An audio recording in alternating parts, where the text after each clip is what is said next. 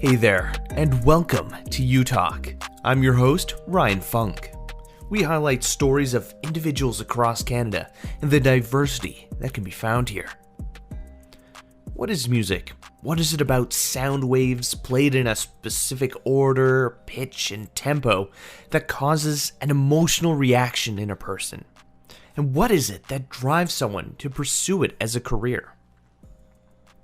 Marco Castillo is a Brazilian-Canadian musician and songwriter based in Winnipeg, Manitoba.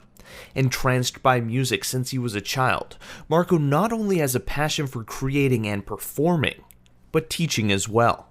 And I'm a musician myself. My father is a musician. He run a group called Trio Iraquitã, which recorded with Nat King Cole. He traveled all over the world. He's in his 80s right now, living in Ireland, not in a dream, but he's okay. He's healthy, which is good.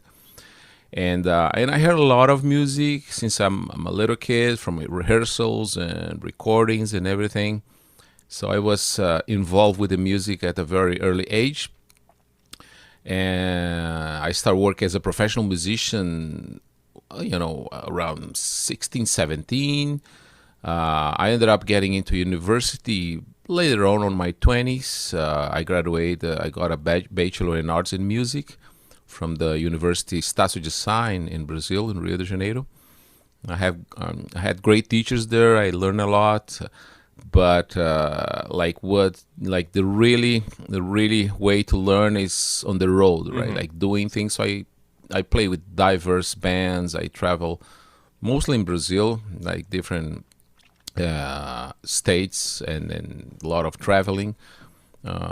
Some things outside of Brazil, not too many, but yeah. So that's pretty much my background, and playing music, going to the beach. Bodyboarding, play volleyball, and surviving in the hell of Janeiro.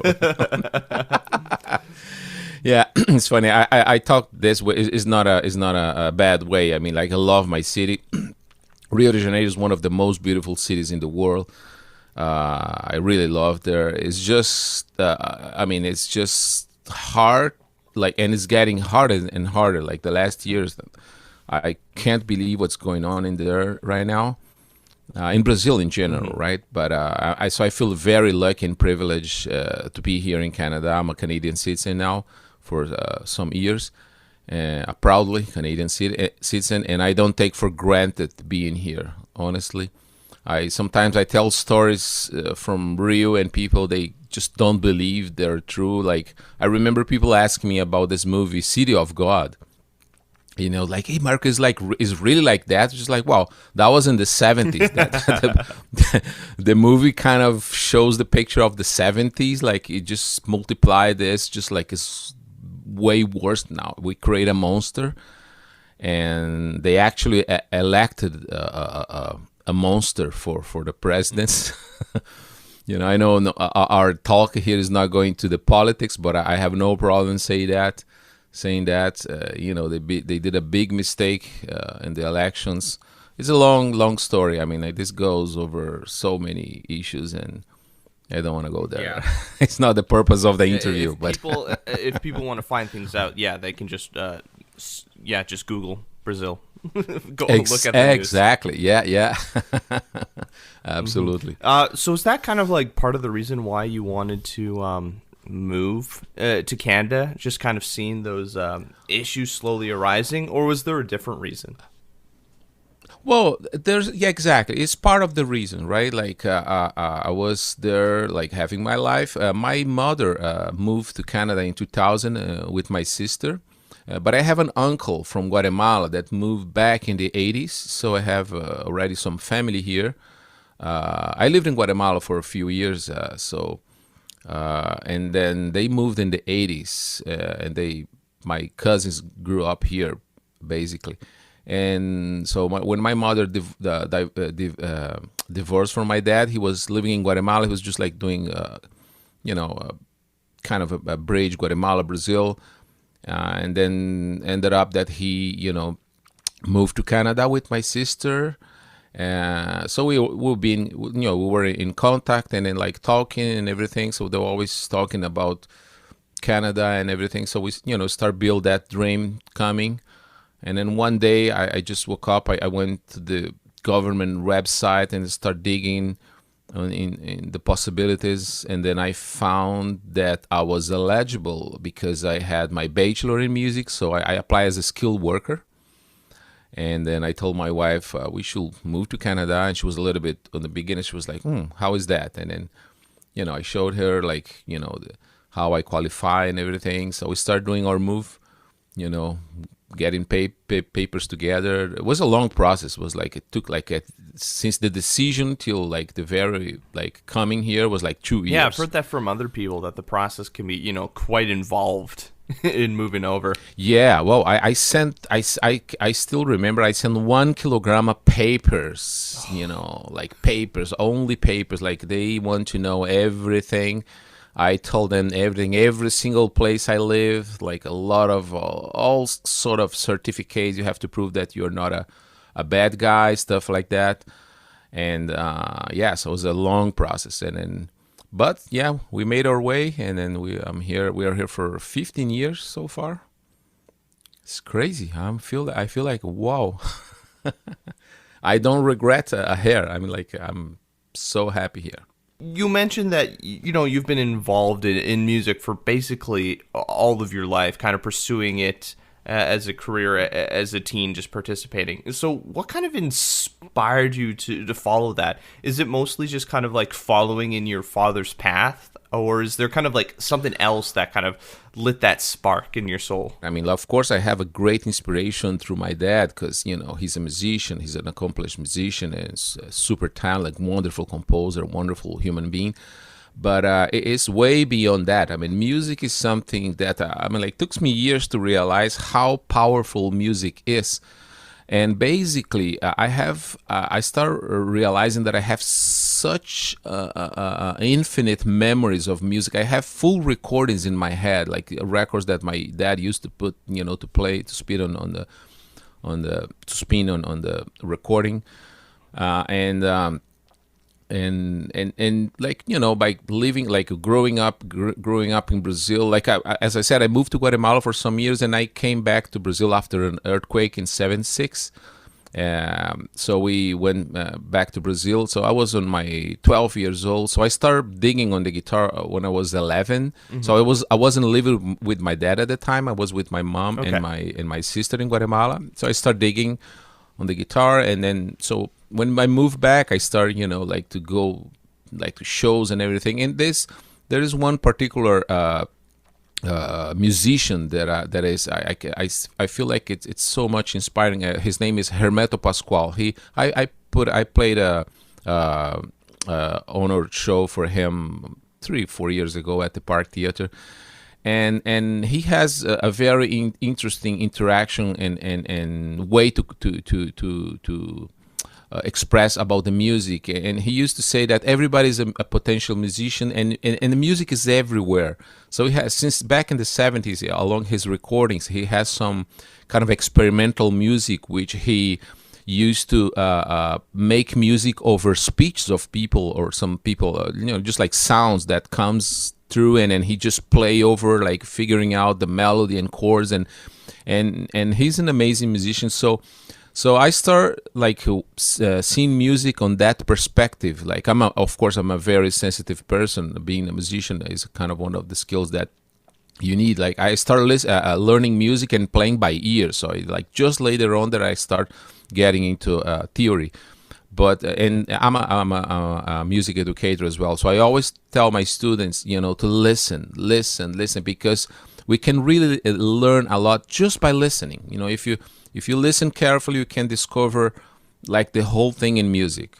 Okay, of course, it's not that simple. I mean, like what I'm trying to say is like if you even among musicians, they used to say, don't play if you don't hear, don't play. It's like pretty much. So we have to hear. When you are able to hear, because it's a different thing. Like the listening thing, it's a totally different thing of just hearing, like randomly, like we're hearing. We're not deaf, but like. But when you start listening carefully and perceiving intervals and rhythm, right, and voice, and wherever, when you're talking, there's speech, there's rhythm. So that inspired me. Like music is everywhere. It's unbelievable. Yeah, kind of It's like the just flow, the energy of it. exactly everything. Like when you talk, people has in their voice they have timbre, they have pitch, they have rhythm, and in the nature, you can now is like more popular. You can see a lot of people making this in YouTube videos. I saw the other day. Jacob Collier, this wonderful kid from England, but a lot of people are doing music out of sounds, and but that I saw that like decades ago through Hermeto Pascoal. I believe I don't think he was the first, but of course the first that I was aware of it. So some people compare him with Frank Zappa, like kind of the approach of music that he. So Hermeto is a guy that who grew up in the north of Brazil in the nature. So he tells stories that he used to play flute for the birds, and then and he's almost blind. He's an albino guy, and he has like pretty much has like a very high level of I don't know, stigma. I don't know what he has. He's not blind, but he's almost blind, and so that way he developed his ear, that he is sense of listening way more. He was made very aware of his surrounding through the sound, so he became like this wonderful composer and genius of music. Another factor that I think, because I really like the science aspect of music, like how music affects our brain. I mean, like the sound is the responsible to building the connections in our brain. So that's why a lot of people even use music to memorize things. Like it's way easy when you use music because you have that. Those aspects really fascinate me, and that's how I get my inspiring to write music and everything. Yeah, music it's so fascinating. Like there's so many aspects of it that you don't even realize, and like themes, elements, like when you're looking at writing for like a show or a movie, like leitmotifs and different elements. It's just so interesting, what it can all encompass. Yeah, exactly. And actually, scientifically speaking, the brain do mathematic calculus to understand intervals. When you hear a third interval or a fifth or whatever interval, so all this intrinsic aspect of music, the brain is processing mathematically, is going rational, but we are not aware of that. I mean, but that's how we understand the music. Like it's fascinating, it's incredible. Yeah, and that's why it can have such like a visceral emotional reaction in us. Exactly. The music literally changed the matter, right? Like build the neurons. I was watching the other day some videos about they having this like a drop, a drop, and it's suspended by an acoustic speaker, and they're applying different what's the decibels or decibels, and they also messing with the pitch. So it's forming different force. So the water is moving. It's like they have those experiments even with sand over a surface, so we apply certain frequencies, and then it's like start making patterns, like geometric perfect patterns. It's unbelievable. It's beautiful. When it comes to like kind of genres of music, what do you enjoy most playing or most listening to? Well, that's a wonderful question, Ryan. I like a lot of instrumental music. That's what was my first. When I start playing, I was just start playing guitar. I never sing too much. I was very shy to sing. But my father is a singer. He's a full. I won't say a full musician because it's not fair to people that are instrumentalists saying they're not musicians. But I'm saying he's a complete artist that he sings and plays guitar. And I started singing at some point in my life, and then I started enjoying so much. But it took me years really to get, that old thing that listen your voice. Oh, that's weird. When you listen your voice for the first time on the recording, it's just like, that's very weird. But I started that process very early. I was like 12, 13 years old. I did some recording, not singing, but just like announcing, because I used to recording in cassettes, some performance and rehearsal stuff like that. and and then later on I start singing. But I really like the fusion. I still enjoy very much the fusion music that was produced in the 70s and 80s. That was my like one of the things that I heard a lot and inspired me in music, like Chick Corea, Return to Forever, Herbie Hancock, all those guys, Pastorius, A Weather Report. So I really like instrumental music, but I started enjoying singing as well. I'm kind of on the middle ground. So I love to sing. I love to perform, but I really enjoy to play the guitar. Only play, So and so in the genre, I will say, of course, I love all the Brazilian music, which is very complex. I'm actually presenting a workshop next week. Oh, actually this week, sorry, Thursday. And the week after through the Conservatory of Music, talking about the roots of Brazilian music, how, all the influences we have and everything. So I love the Brazilian music. Of course, I'm passionate by Brazilian music. But I like the fusion jazz. I like the jazz, like not too much the traditional jazz. I enjoy it, but it's not like think that I'm crazy for it. I love rock and roll. That's another thing that people usually, it's like talking in genre. Like I love rock and roll. Like the first album I bought was a Deep Purple, made in Japan. I still remember my excitement, like getting that album. But at the same time, I was listening Jeff Beck, Blow by Blow, and all the musicians that play with Chick Corea in the Return to Forever. So that means Stanley Clarke, Aldi Meola, Billy Cobham. Lenny White, and then I was listening all the things from England, like Yes and Genesis, and a lot of bands from Europe, Gentle Giant. You name it. It's just like a enormous list of music that I used to hear in the 70s and 80s. So that's pretty much what I really enjoy to play. And that's why I got into Hermeto Pascoal, because Hermeto Pascoal, he produced like such a wonderful, intrinsic and complex music. But I like the simplicity too. Again, like I like rock and roll. I enjoy to play E7 chord, and play just the blues. I really like that. So I'm very, very open for when it's music. Even electronic music, because I like technology a lot. I actually just made a remix of one of my own songs, I did myself. Like I was thinking, I know DJs, they used to mess up with songs, and so I can't mess up with my own song. I'm about to release anytime. I don't know, I don't have any it's ready. Sorry, it's ready to go. I just I'll make some plans just to do I'm releasing this, just because it's a totally different thing that I used to do. But I think it will be interesting to see the reaction of people. Oh yeah, it's never bad to kind of mess around with the formula, kind of like a chemist. You never know what's going to come out just right. Exactly. You got it. You got it just right. It's exactly this. It's a chemical, right? Like you just do different combinations of some.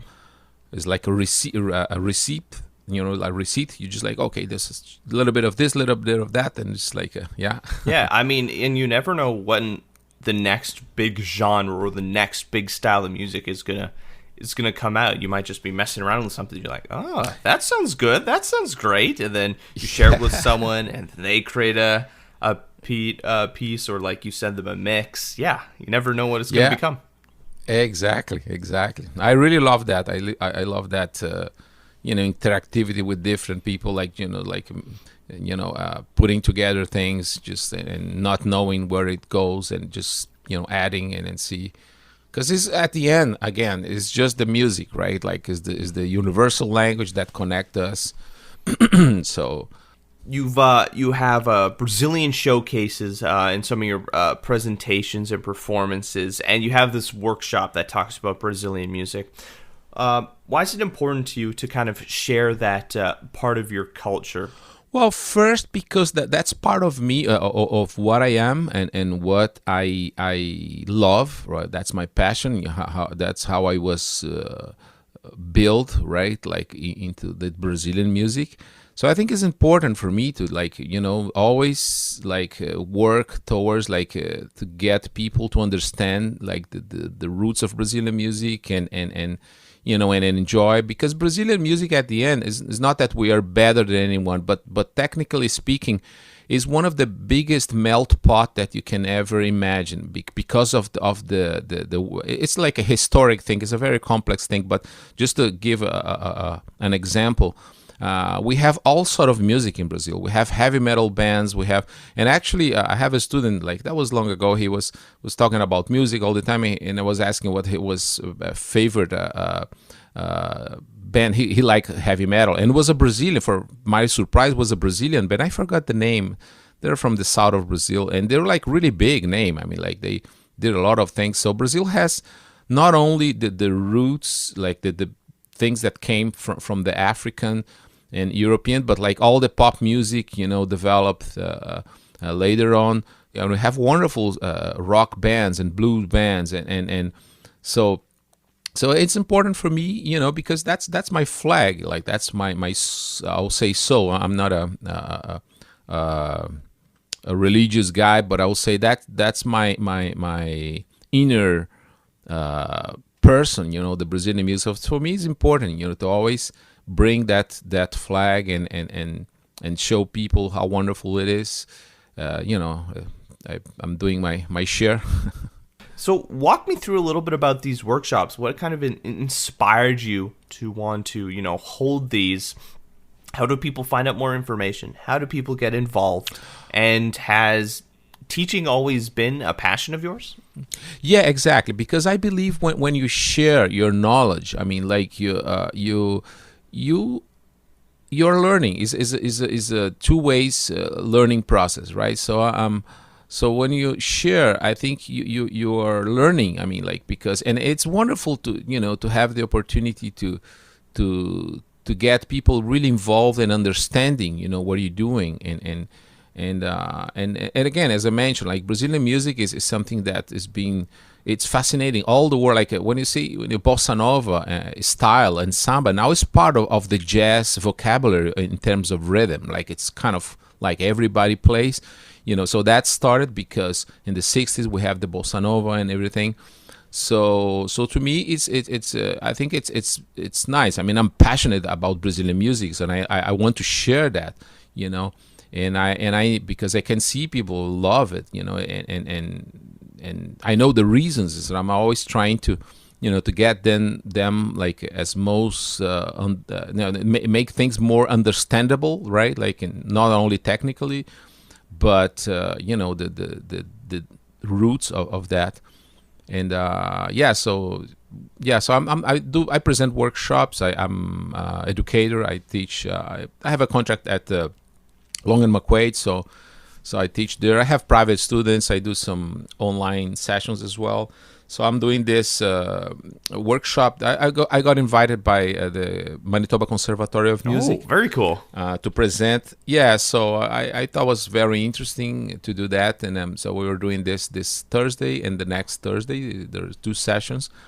And I love to do that. I mean, it's something I got myself. I got this invitation months ago, and I started digging. I'm preparing a wonderful PowerPoint, and it's and funny because I start digging more and more, and it's just you have to stop. You have to put boundaries, because you can't just it's funny. On the beginning I thought 90 minutes is a lot of time, and no, 90 minutes. So I can do 10 90-minute sessions, and it's going to be the type of iceberg. Yeah. When you're talking about something you're passionate about, you can just go on forever. Yeah, exactly. No, and I love history as well, because it's all connected, right? So to understand Brazilian music, you have to understand, all the process of the colonization, all what happened and how it happened. So there's many small things that people have no idea, but influence, the music as it is right now. And what would you consider are some of the most notable moments in your career? Oh, that's an interesting question. It's funny because I've seen new generations people they want to be an artist, right? Like they kind of, it's their dream, and they pursue. And so people are very like, there's this singer from Brazil, Anitta. She's a big star. And the style of music that she plays is not something, it's not that I don't like, but it's not something that I really like got into too much. I mean, like paying, I know what it is, and I respect, but it's not something that is appealing for me, but it's a wonderful music though, but and then my daughter, was the one who got me. Oh, I love Anita. Just like, and to me, it was like kind of, okay, I know she's the new Kelly Key. She was a kind of another singer, kind of the same style in Brazil. So to me, it was, but then I started digging. Okay, let me find out who's this girl, and I ended up finding that she really made his way to become a big star, and she is right now. Not only in Brazil, I think she moved to the States or something, and she's doing really great. She just released something new now. And I start, so it's funny because I seen a lot of people, generations of people planning to become, and now with the internet, everybody's a star. Like we have thousands of followers, and that's the people are looking for that. So that's the thing. I never really was not that I was not wanting that, but it's not something that I planned. It's like, oh, I'm going to become a musician, oh, I'm going to be a star or something. I never have that kind of thought, like to me, it was just the music, just the pleasure of playing. But like, since I moved here, so I recorded a few albums, and, I got the Western Canadian Music Award in World Music on the trip to Brazil. And the latest Zabelé was also nominated. So I started like seeing that people really enjoyed the music that I was doing. I was getting more and more confidence, and I ended up actually representing Brazil in Viña del Mar. I think I can consider one of really notable moments, because I played for 20,000 people in an arena called Quinta Vergara, which is well known as the Monster, because if the audience don't like you and boo you, you're done. So yeah, and it's funny because not many Brazilians have played there, So then all of a sudden I got myself there, in this festival, one of the 6 finalists representing Brazil, playing one of my original songs. So that was it's something, and I really enjoy that. But it's not something that I really was planning or dreaming. Of course, when I got the call, it's like, oh, you are one of the 6 fans. I was just, wow, that's wonderful, and I was excited, and I flew there and everything. But so this is one of the moments. But I had like such a wonderful memories on stage playing. Doesn't necessarily be to 20,000 people, like sometimes the small shows, like the Park Theater show I played, the Hermeto Pascoal tribute was packed. All the shows that I play at the Park Theater was pretty much very well, very wonderful feedback. So those, every time I have myself on the stage, it's a notable moment for me, and that's the most important thing. And I will do my best, to present the best from me to the people. So, yeah. Fantastic. What should people be watching out for? Do you have any upcoming projects or albums on the way? Well, I last year, before the pandemic, luckily, I had this wonderful show with the Winnipeg Jazz Orchestra, and I still remember Neil Watson asked me, because I was their guest a couple of times already, and Neil came to me one day and said, hey, Marco, the Winnipeg Jazz Orchestra are thinking to get you again in the show, but if we bring a Brazilian musician, who you will bring? Then immediately, a name came in my head, like Kiko Freitas. Kiko Freitas is an amazing drummer. He plays with João Bosco. He's a fantastic artist in Brazil that, I actually recorded one João Bosco songs in my album Trip to Brazil. And Kiko is just the best drummer in Brazilian music right now. I mean, like not diminishing any other. There's wonderful players in there, but he's a wonderful. He's an impeccable technique. And so I said, well, Kiko Freitas. And he said, well, do you know him? I was like, well, we're Facebook friends. So, we talked, and then we came out with the proposal, and he said, yeah. So we brought him here in 2020 February to play those 2 shows. and it was wonderful because it was an experience that I believe for me was such a special moment also. Like, so I got him on the studio on the same occasion, so I recorded. I have 6-7 tracks that I recorded with him. But the thing is, like, we are in the middle of thinking how to release music work, because I'm digging into this system that is happening right now that I'm not happy. And I'm not the only one that is not happy. Even Paul McCartney is not happy with the share of the streaming. I mean, like Peter Frampton, I don't know, you know the story. He got a $1,500 check for 55 millions of streaming of "Ooh Baby I Love You." So it's not a fair system at all. So I was thinking, so I have this material that I'm working. I have new songs, wonderful songs, all instrumental. But I'm working on that. I'm not in a rush, but I want to release this at some point. And again, I just finished this electronic version of one of my songs. So I have a lot of material. I'm working on that. And I'm going to release this at some point. I don't know when exactly, but I will. So I just, at this point, I just want people to keep, digging into my wherever, my YouTube channel, wherever, follow Instagram. Just keep your eyes open, because when I decide, when I have, okay, I'm going to release this, and then I'm going to release some new music, and not bragging, but it's going to be a fantastic music. Oh, no, I'm bragging. Sorry. Well, awesome. I can't wait to hear it. If you have any stories you'd like us to share or communities we should highlight, leave a comment on our social media or reach out to us on our website. I'm Ryan Funk. This was You Talk, and have yourself a good one.